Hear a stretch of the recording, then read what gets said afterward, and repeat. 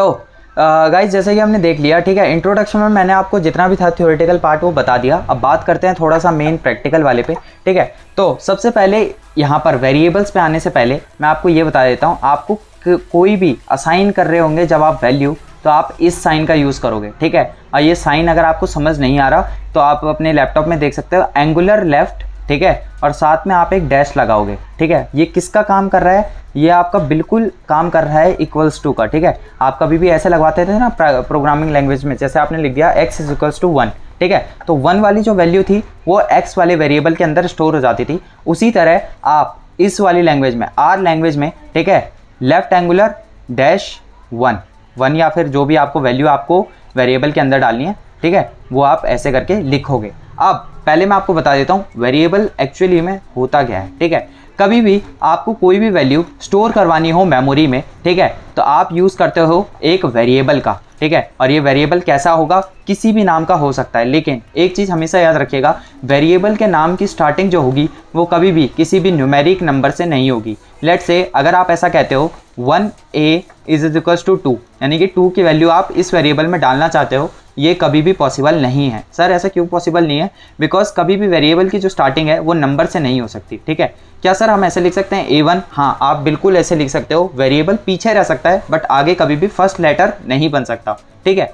अब यहाँ पे देखते हैं, यहाँ पर हमने एक वेरिएबल ले रखा है, ठीक है, ये न्यूमेरिक कैरेक्टर और लॉजिकल, अभी इसको छोड़ दो, ठीक है, मैं बताता हूँ क्या है ये, बट उससे पहले आप इस पर ध्यान दो। यहाँ पर x, ठीक है, और जो मैंने आपको बोला था आपको कोई भी वैल्यू असाइन करनी हो, ठीक है, इसका मतलब क्या है, इसका बेसिकली मतलब इक्वल्स टू होता है, ठीक है।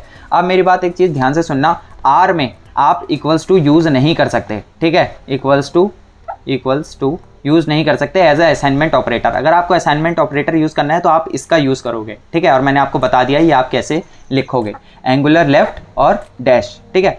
तो x एंगुलर लेफ्ट डैश यानी कि assignment operator x equals to 10, यहाँ पे 10 की जो वैल्यू है वो x के अंदर चली जाएगी, ठीक है। उसी तरह हम नीचे देखते हैं, यहाँ पर क्या है, यहाँ पे मैंने एक कैरेक्टर लिख रखा है। कैरेक्टर क्या होता है, कैरेक्टर एक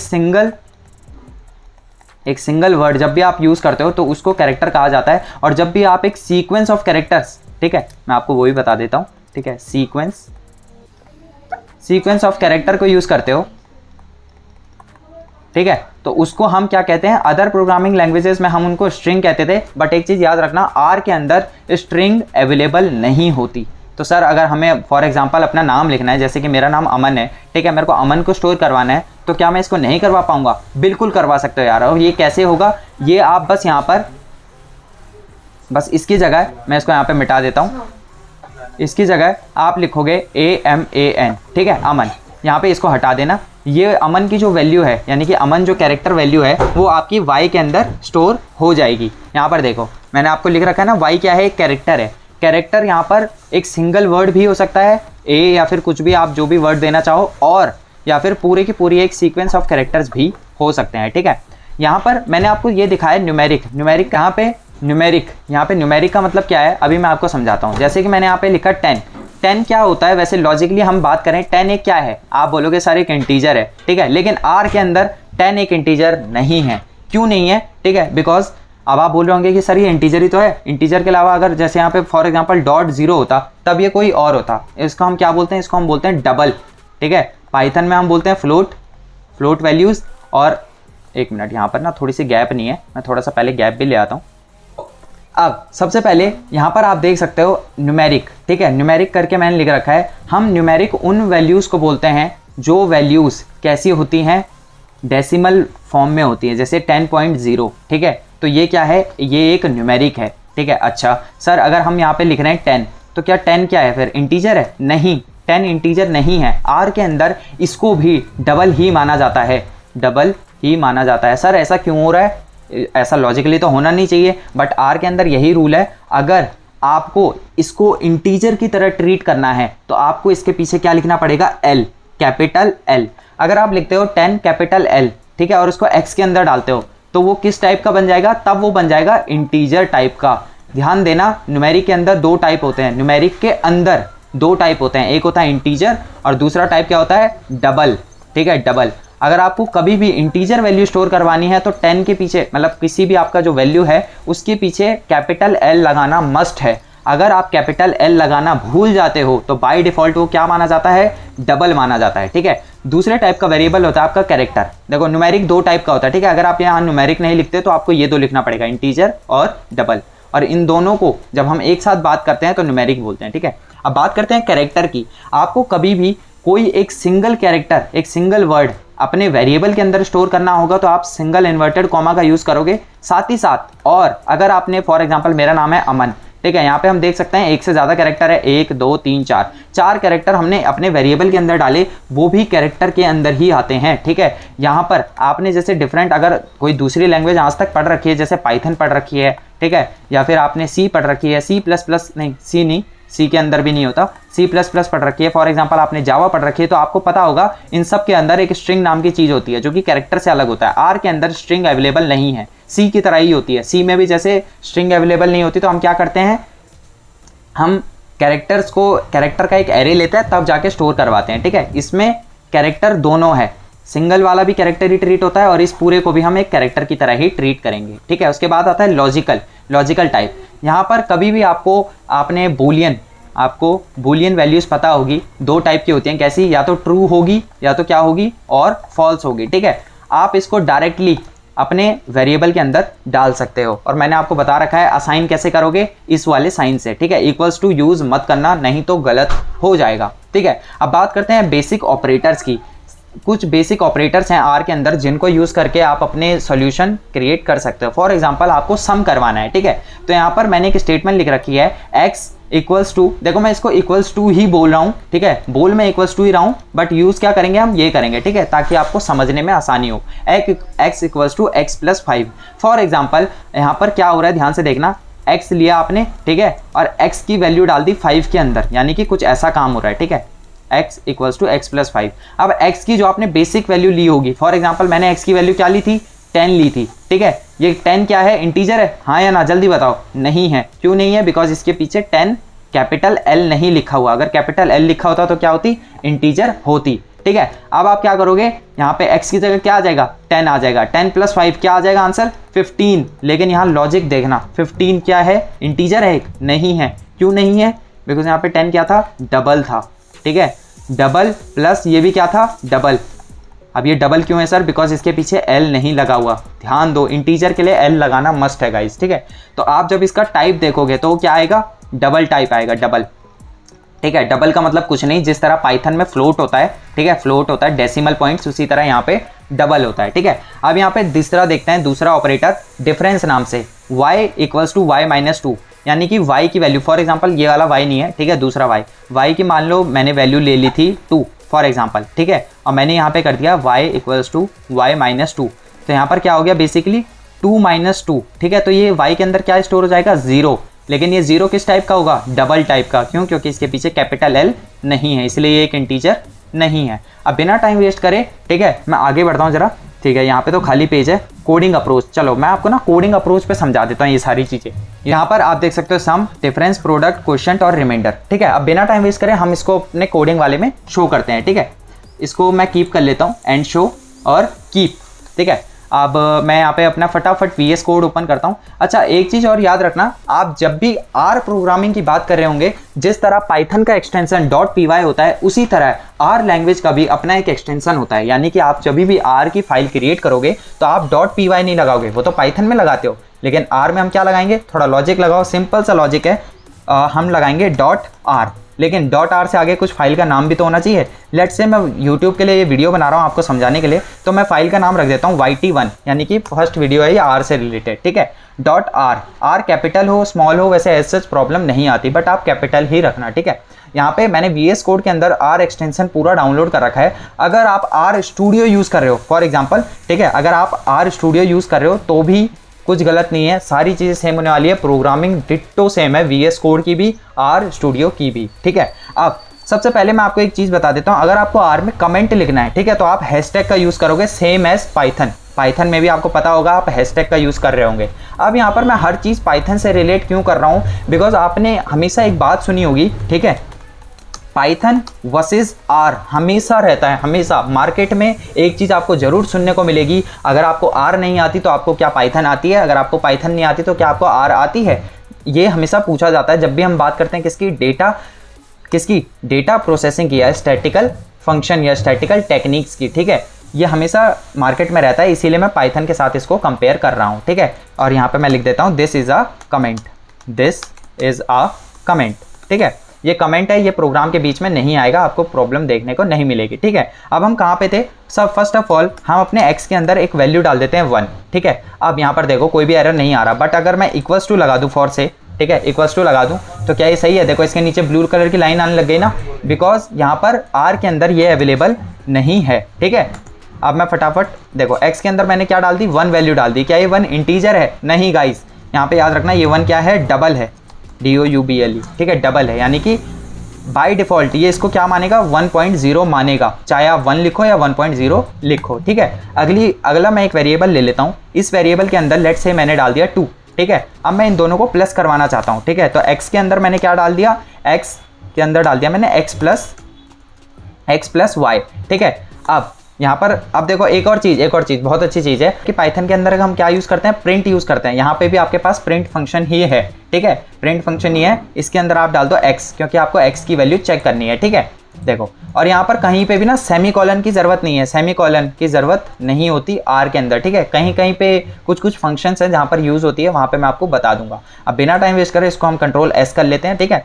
2 तरीके हैं R को रन करवाने के, R के प्रोग्राम को रन करवाने के 2 तरीके हैं। पहला तरीका मैं आपको बता देता हूँ, आपको पूरा अपना प्रोग्राम को सेलेक्ट करना है और कंट्रोल एंटर दबा देना है। जैसे ही आप कंट्रोल एंटर दबाओगे आपको क्या देखने को मिलेगा, आपका एक कमांड प्रॉम्प्ट ओपन हो चुका है। यहाँ पर ये देखो, अब आप बोलोगे सर ये क्या है, ये थोड़ा सा अजीब सा है, ये तो हमने कुछ डाला ही नहीं था, डाला था। ये देखो, ये आपका जो ऊपर का कोड है ये लाइन बाय लाइन डालता है, ठीक है, उसको। और जो आखिरी में आपका प्रिंट x आपने लिया, देखो x के अंदर क्या था 1, y के अंदर क्या था 2, आखिरी में क्या करा आपने, x के अंदर क्या डाल दिया 1 + 2, तो आपका क्या आउटपुट आया, आउटपुट हमेशा ऐसे आएगा, देखो ब्रैकेट 1, ठीक है। आप जब भी आपको चेक करना हो आउटपुट क्या है, तो ये ब्रैकेट 1 आपका सिंबल होता है जो कि शो करता है आउटपुट को। यहाँ पे क्या आ गया 3, ठीक है। अब एक चीज़ आपको और बता देता हूँ कि आप डायरेक्ट कोडिंग कर सकते हो। सर क्या मतलब, समझ नहीं आया? सुनो, यहाँ पे तो जो आपने कोड लिखा वो तो लिखा, वो सेव भी हो चुका है। अगर आपने लैपटॉप बंद कर दिया लेट से और आपने 1 दिन बाद ओपन करा, तो आपका जो प्रोग्राम है वो ऑलरेडी सेव वाले मोड में है, जो भी आपने यहाँ लिखा वो सेव रहेगा। लेकिन कमांड प्रॉम्प्ट पे आपको अगर मतलब रन टाइम पे आपको चेक करना है, फॉर एग्जांपल मैं यहाँ लिख देता हूँ 2 + 3, ठीक है, मैंने एंटर करा, ठीक है। मैंने आपको क्या बोला था, आउटपुट हमेशा इस पे आएगा, ऐसे करके आएगा, ठीक है। 2 + 3 का आउटपुट क्या आया 5। अब मैं इसको कट कर देता हूँ, ठीक है, कट कर दिया। अब वो 2 + 3 वाली लाइन कहाँ चलेगी, गायब हो गई ना, तो वो उसी टाइम के लिए था। कमांड प्रॉम्प्ट में कोई भी कोड लिखोगे तो जब तक आप उसको किल नहीं करते, यानी कि डिलीट नहीं करते, तब तक वो वहाँ पे सेव रहेगा। और अगर आपको कोड सेव करना है तो आपको वो अपना यहाँ फाइल में लिखना पड़ेगा, ठीक है। अब दूसरा तरीका बता देता हूँ आपको ये अपना प्रोग्राम रन करने का, ठीक है। इसको कंट्रोल सेव करा, आप यहाँ ऊपर गए, टर्मिनल पे गए, न्यू टर्मिनल, ठीक है, अपने टर्मिनल ओपन कर दिया। यहाँ पे आपको लिखना होता है R script, SCRIPT, R capital रहना चाहिए। उसके बाद आपकी फाइल का नाम YT1.R। अब जैसे ही मैं एंटर करूँगा, यहाँ पे आपको देखने को मिलेगा सिर्फ आपका आउटपुट। ये देखो, यहाँ पे जितने भी ऊपर का फालतू कोड था, यानी कि ये सब जो हमने ऊपर, ये देखो, हाँ, ये जो ऊपर हमने लिखा था ये फालतू कोड नहीं आया, सिर्फ आपका क्या आया, आउटपुट आया। तो ये 2 तरीके आपके पास हैं, आप जौन सा करना चाहते हो वो आपके लिए बेस्ट प्रीफर है, ठीक है। एंड अगर आपसे ये नहीं हो रहा, फॉर एग्जांपल आप अपना ये VS कोड में डाउनलोड नहीं कर पा रहे, तो मेरे को बता देना, मैं आपको एक प्रोसीजर बता दूंगा, कैसे एक वीडियो बना दूंगा जिसमें आप R को इंस्टॉल कर सकते हो VS कोड के अंदर।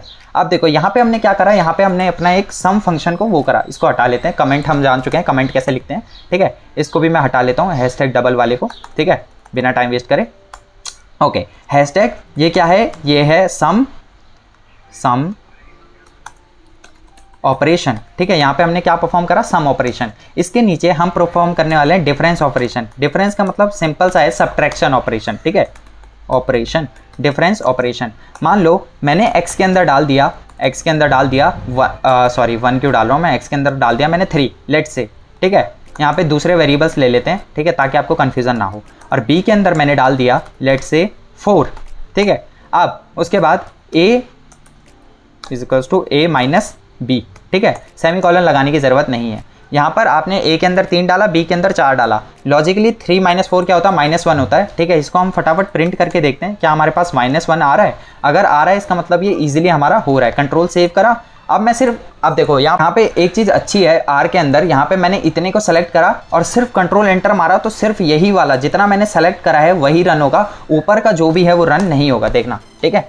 ये करा मैंने, अब ऊपर का जो कोड है देखो वो क्या आया, नहीं आया, ठीक है। ये वाली अच्छी चीज़ है, आप कंट्रोल प्लस एंटर करना है, ठीक है। ए में 3 डाला, बी में 4 डाला, ठीक है ये, और आपका आउटपुट क्या आया -1, ठीक है। अब यहाँ पे फॉर एग्जांपल क्या मैं इसी के नीचे फिर से कर सकता हूँ, बिल्कुल कर सकते हो यार, ठीक है। यहाँ पे आपने करा ए, ठीक है, ए प्लस बी, ठीक है, एंटर करा। यहाँ पे देखो अभी आउटपुट नहीं आया, ठीक है, अभी आउटपुट नहीं आया, अभी कोड ही है, इसके अंदर आपने प्रिंट करवा दिया ए, ठीक है। अब आंसर आया आपका 3 क्यों आया, ध्यान से देखना।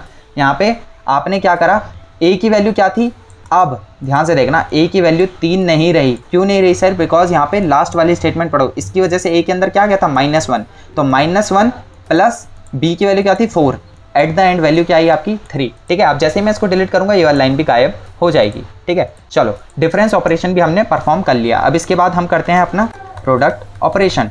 देखो अब हमें प्रोडक्ट ऑपरेशन कैसे करना है, अच्छा सुनो, प्रोडक्ट ऑपरेशन से पहले मैं आपको एक और मस्त सी चीज़ दिखाता हूँ। यहाँ पर देखो अभी तक इनका आपने टाइप क्या समझा, आपको लग रहा होगा यार ये इंटीजर ही है पक्का, चलो मैं आपको दिखा देता हूँ कि आप गलत सोच रहे हो, ठीक है। कैसे, एक फंक्शन होता है, ठीक है, एक फंक्शन होता है हैशटैग टाइप स्मॉल में, ठीक है, हैशटैग टाइप ऑफ फंक्शन, ठीक है। इस फंक्शन की वजह से आप किसी भी चीज़ का टाइप जान सकते हो, अपने वेरिएबल का टाइप जान सकते हो, ठीक है। तो आपको कैसे लिखना है, प्रिंट के अंदर मैंने क्या कर दिया, टाइप ऑफ, यानी कि x जिस भी टाइप का है आप वो टाइप प्रिंट कर दो, ठीक है। तो आप यहाँ पे देखना क्या टाइप प्रिंट होके आएगा, यहाँ पे आएगा डबल, ठीक है, डबल, और यहाँ पे देखो यहाँ पे ना L लिख दो, कैपिटल L से मैंने आपको क्या बोला था, क्या ट्रीट होगा, 3L का मतलब 3 का इंटीजर, एक इंटीजर टाइप का वैल्यू है जिसकी वैल्यू क्या होगी 3 होगी, वो किसके अंदर चले जाएगा, ए के अंदर। यहाँ पे 4L कर दिया, ठीक है। अब इसका हम टाइप चेक करेंगे, ठीक है, प्रिंट, ठीक है, उसके बाद टाइप ऑफ फंक्शन को बुलाया और क्या कर दिया, प्रिंट ए कर दिया, ठीक है। अब देखना इस पूरे उसको सेव करा, अब मैं यहाँ से मेन वाला रन करूँगा, ठीक है, ताकि आपको समझ आ सके क्या हो रहा है, ताकि कन्फ्यूज़न क्रिएट ना हो जाए। आर स्क्रिप्ट y1.r एंटर करा, ठीक है। ध्यान से देखो, सबसे पहले मैंने क्या करा था, यहाँ पर 1 के पीछे L नहीं है, 2 के पीछे L नहीं है, ठीक है। तो क्या हुआ, प्रिंट x हुआ, 3 वैल्यू आई आपकी, ठीक है। लेकिन x का जो टाइप था वो क्या आया, डबल आया, यानी कि बाय डिफ़ॉल्ट ये 3.0 की तरह ट्रीट हो रहा है, ठीक है। अब नीचे वाला देखते हैं डिफरेंस ऑपरेशन में यहाँ पे 3L, ठीक है, यहाँ पे है 4L, यानी कि 3 टाइप का इंटीजर जो है वो ए के अंदर चले गया, 4 टाइप का इंटीजर बी के अंदर चले गया। जो भी आपकी वैल्यू है वो प्रिंट हुई -1, और -1 किस टाइप का है, टाइप उसने बता दिया इंटीजर, ठीक है। तो अब आपको पता चल रहा होगा कि L लगाना कितना ज़्यादा ज़रूरी है। लेट्स से मैं यहाँ पर एक पे L लगा देता हूँ और एक पे L नहीं लगाया तो क्या होगा, ठीक है, तो क्या एरर आएगा, क्या शो होगा, वो भी हम चेक कर लेते हैं, ठीक है। यहाँ पे मैंने L लगा दिया, न्यू टर्मिनल, इसको मैं एंटर करता हूँ, ठीक है, ओके। तो सर यहाँ पर एरर तो नहीं आया, अब एरर क्यों नहीं आया, देखो x का टाइप क्या था 1L, सॉरी इसको कट कर देते हैं, x का टाइप क्या था 1L, यानी x किस टाइप का था, इंटीजर, y किस टाइप का था, डबल की प्रायोरिटी, डबल की एक मैं यहाँ पे लिख देता हूँ, मैं कमेंट डाल देता हूँ, डबल की जो प्रायोरिटी है वो ज़्यादा होती है इंटीजर से, यानी कि अगर आपने एक गलती से इंटीजर ले भी लिया तो दूसरी वाली अगर डबल हुई फॉर एग्जांपल, तो आपका जो आंसर आएगा वो किस में आएगा, डबल में आएगा, ठीक है। ये चीज़ हमेशा ऑलवेज याद रखना, ठीक है। अब मैं इसको हटा देता हूँ। चलो अब यहाँ पर एक और चीज़ देख लेते हैं, हमने डिफरेंस भी देख लिया, सम भी देख लिया, अब फटाफट प्रोडक्ट भी देख लेते हैं, ठीक है। प्रोडक्ट ऑपरेशन, अब हमको फटाफट प्रोडक्ट करना है, मान लो ये पूरा ही उठा देता हूँ मैं, इतना टाइम नहीं है हमारे पास, ठीक है। अब इतना बेसिक तो आप समझ गए होंगे, ये भी इंटीजर है, ये भी इंटीजर है, दोनों इंटीजर को मल्टीप्लाई करा तो हमारे पास आना भी इंटीजर ही चाहिए, ठीक है। अब जो इसका आंसर आएगा वो भी यहाँ पे इंटीजर ही आएगा। कंट्रोल सेव किया पूरे प्रोग्राम को, ठीक है, कंट्रोल दिस किया, टर्मिनल ओपन करा, आर स्क्रिप्ट y1.r करा, एंटर करा, ठीक है। 3 -1 12, अब ये 12 कैसे आया, ध्यान से देखो, 3L 4L, 3 4 जा 12 होता है, बेसिकली हमने 12 प्रिंट कर दिया और 12 का टाइप हमने देखा तो ये इंटीजर टाइप का है, ठीक है। अगर मैं LL हटा दूंगा तो क्या होगा, यहाँ पे इंटीजर की जगह सिर्फ क्या आ जाएगा, डबल आ जाएगा, not a big deal guys, बहुत आसान चीज़ें हैं ये। अब इसके बाद एक ये वाला भी देख लेते हैं हम, क्वोशंट भी देखो वही है, डिवाइड वाला सीन है। रिमाइंडर देख लेते हैं, रिमाइंडर में आपको एक चीज़ याद रखनी पड़ेगी, अदर लैंग्वेजेस में आप सिंपल एक मॉड यूज़ करते हो, बट यहाँ आपको डबल मॉड यूज़ करना पड़ेगा गाइस, ये इंपॉर्टेंट है, ठीक है। नहीं करोगे तो एरर होगा, ठीक है, एरर आ जाएगा। यहाँ पे हमने कमेंट लिख दिया रिमाइंडर ऑपरेशन, ठीक है, रिमाइंडर ऑपरेशन करने हम जा रहे हैं। अब ये पूरा मैं इस पूरे की कॉपी करने की ज़रूरत नहीं है, ठीक है। मैंने आर लिया, r is equals to for example मैंने क्या ले लिया, कोई भी वो ले लो, वैल्यू ले लो, ठीक है, 10 मॉड ओके, 10 मॉड 3। अब यहाँ पर जैसे ही आप इसको प्रिंट करोगे, ठीक है, प्रिंट, एक काम करो यहाँ पे 2 लिख लो, ठीक है, 2 लिख लो, तब आप देखना क्या आपका रिमाइंडर आने वाला है। प्रिंट कर दिया मैंने आर को, ठीक है, और इसके बाद यहाँ पर मैं इसका टाइप भी प्रिंट करवा दें, चलो करवा देते हैं, कोई not a big deal. Okay, type of r का यानी कि टाइप बता दो आप हमको, ठीक है, कंट्रोल सेव, यहाँ पे कर रहा कंट्रोल दिस, टर्मिनल ओपन हुआ, आर स्क्रिप्ट ओपन, ठीक है, रन करा। ओके, यहाँ पे देखो जब आपने 2 को 10 से डिवाइड करा तो रिमाइंडर क्या आता है, देखो हमको भी पता है रिमाइंडर 0 ही आता है, ठीक है, 0 रिमाइंडर आया, इसीलिए यहाँ पे शो हुआ। फॉर एग्जांपल मैं इसको हटा देता हूँ, सिर्फ एक सिंगल मॉड लगाता हूँ, जैसे अदर प्रोग्रामिंग लैंग्वेजेस में होता है, देखो लाल हो गया ना यहाँ पे ऊपर, यानी कि ये एरर है, आपको आर में डबल मॉड का यूज़ करना पड़ेगा गाइस। और इसका देखो, इसका हमने टाइप देखा तो क्या आया, डबल आया, बिकॉज क्यों आया ये डबल, कोई बता सकता है? क्योंकि यहाँ पे देखो, यहाँ पे हमने एल का यूज़ नहीं करा गाइज, ये चीज़ बहुत इंपॉर्टेंट है, अगर आप एल का यूज़ नहीं करोगे तो वो डबल ट्रीट करा जाएगा, ठीक है, एज अ डबल। इसको control, wait a minute, control save कर लेता हूँ मैं, ठीक है, प्रोग्राम थोड़ा सा छोटा कर देता हूँ, अब आपने देख लिया होगा अभी तक, ठीक है, कंट्रोल दिस, अब इसको करता हूँ मैं रन, ठीक है, लो यहाँ पे 0 तो आया ही आया, लेकिन अब किस टाइप का 0 है, इंटीजर टाइप का है, ठीक है गाइज। ये सारी चीज़ें हैं, ये बेसिक ऑपरेशंस मैंने आर के अंदर आपको सिखा दिए हैं, ठीक है।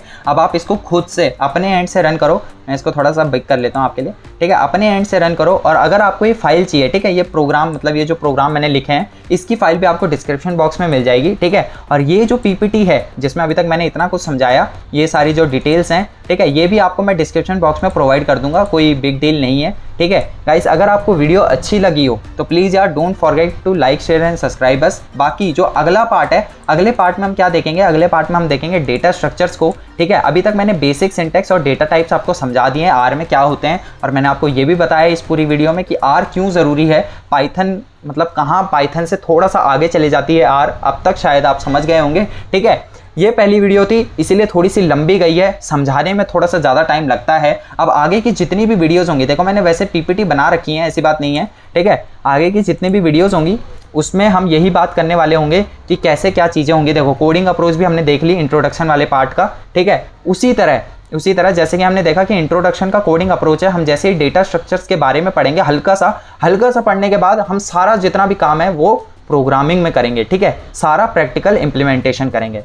तो लास्टली हम अपने थैंक यू वाले पेज पे आ गए हैं गाइस। आई होप आपको वीडियो अच्छी लगी होगी, अगर वीडियो अच्छी लगी है तो प्लीज़ यार don't forget to like, share and subscribe us. और अगर आपकी कोई भी क्वेरी है तो ये हमारी जीमेल है, ठीक है, आप हमको जीमेल कर सकते हो, हम 2 से 3 दिन के अंदर आपको आपकी क्वेरी का रिप्लाई कर देंगे, ठीक है। बाकी अगर आपको इंस्टाग्राम पे कोई क्वेरी पूछनी है तो आप वो भी कर सकते हो, नॉट अ बिग डील। बाकी ये हमारा लिंक्डइन है, ठीक है, मेरे बारे में अगर आपको कुछ भी एक्स्ट्रा जानना है, क्या है कैसे है सीन, ठीक है, तो आप लिंक्डइन पे भी मेरे को कनेक्ट कर सकते हो।